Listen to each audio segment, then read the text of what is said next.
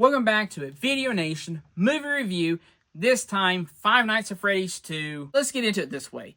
Things to watch out for. Bad things are happening to kids in these movies. It's the entire plot of these movies.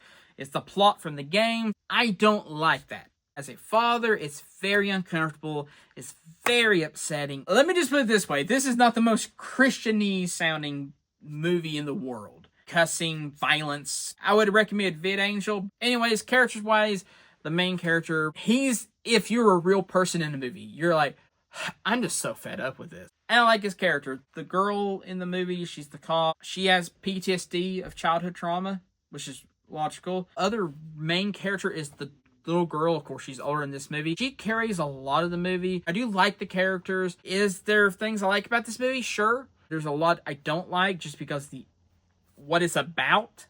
With all that really said, time for spoilers. So spoilers in 5, 4, 3, 2, 1. Her brother's the mastermind in this. What brother? Yeah, that's what we're all thinking. You're literally sitting there going, who, where, what? Like, he's in the movie a few times early on. He's just kind of gone until the very end, and there's not much groundwork being laid for this brother reveal to make it worth anything. So let me hit the negatives. Kids getting hurt. I said it like before the spoiler part. It's such a hard thing. And then the weird random reveal of the brother at the end. And the way the movie just abruptly ends, it's just kind of like a part 1 of part 2, which is fine. Just tell us. Just kind of like it ends with the girl, basically her and that guy breaking up. He's like, I ain't got nothing to do with you. Which is funny because this one character's telling him she's got the crazy eyes. But it also feels like this character, the guy, he wouldn't give up on her. But at the end, he's like, I can't put up with this no more. He's like, look, I'm sorry. I like you, but you gotta stop lying. And he's right.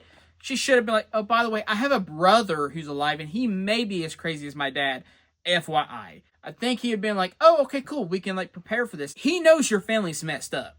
Like, he's not going to be shocked. He's picked up on that, so don't know why she's hiding that. And also, there's that scary doll thing, which is one of the friends of the main girl when she was little. And has the power to jump into people. And the most horrific nightmare fuel looking thing you will see is what these people look like when they're jumped into. But yeah, that's all in it. Those are the big negatives. A lot of negatives. High negatives. Things I like, though. I always like the characters. The characters are interesting. They're fun. Comedy in these movies, when the comedy's there, it's funny. I like the joke they brought back the lawyer guy from the first movie. He was in a scene or something. And I like the joke about they're getting in the cab and the robot's in the back seat and that taxi driver's like, I gotta get a different job, or he says something like that. That's funny. My favorite thing is the science teacher being the guy from Jurassic Park. Basically, they do a parody scene of that where he's running from one of the robots in the school, and it's almost shot for shot, kind of like a redoing of it, but it's kind of dark a little bit. But anyways, the other big twist in this movie is that the friends are missing. That's the whole point. That's why the girl's so lonely. Her friends were the robots from the first movie, the children, they're gone. She's upset, and so she finds this little box thing, and it's the other girl talking to her, the other doll thing. It takes her to this new pizza place, which, why did you not tell? How do you not know? Anyways, that's where the other robots are, but they're not the kids. They're all being controlled by this one girl. She sends these robots out there, and it's real weird because it feels like they're supposed to be this one girl, but they're all being controlled by her, even though they have their own personalities. Anyways, by the end of the movie, the kids come back, don't know where they've been, because they're away from the thing. Their souls are going to go on to heaven, which leads me to the big positive. Y'all ready for this? Five Nights at Freddy is Christian. And the reason I know it's Christian, the creator of Five Nights at Freddy is a Christian, and he talks about it. He puts those elements in these games. So theoretically, Five Nights at Freddy is Christian. That's why there's religious elements in the movie. Kids should say they're going to heaven instead of we're going to heaven. And it felt Christian, and when I was watching it, and it felt Christian because it is Christian. And I don't know how to feel about this, because in one hand, yay, Christian. And the other hand, do you see what you made? Really, all honesty, all jokes aside, when the kids said they were going to heaven, it was a glimmer of hope. That alone, I remember actually saying to my sister, we were leaving, I said, that was actually really nice. You know, you don't really get that in movies anymore. That one element.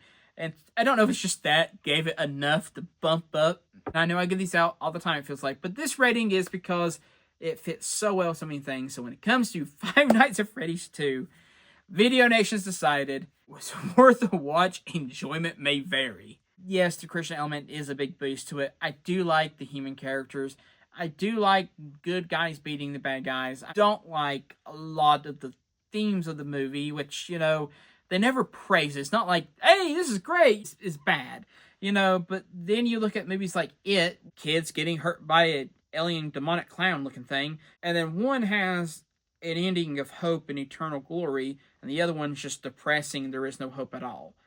You get what I'm trying to say? Like, at least gives you hope, if that makes any sense. And that's something other movies with this type of genre doesn't give you, is any hope. Granted, it's not a gospel presentation. I'm giving it way too much Christian credit, probably. This and Avatar 2, you know, both got the same rating, but as you notice, Avatar could have been so much higher, but the spiritual stuff brought it down. But this one could have been lower, but the spiritual stuff brought it up. Anyways, did you see the movie? What did you think about it? Put it in the comments below, and I'll see y'all next time.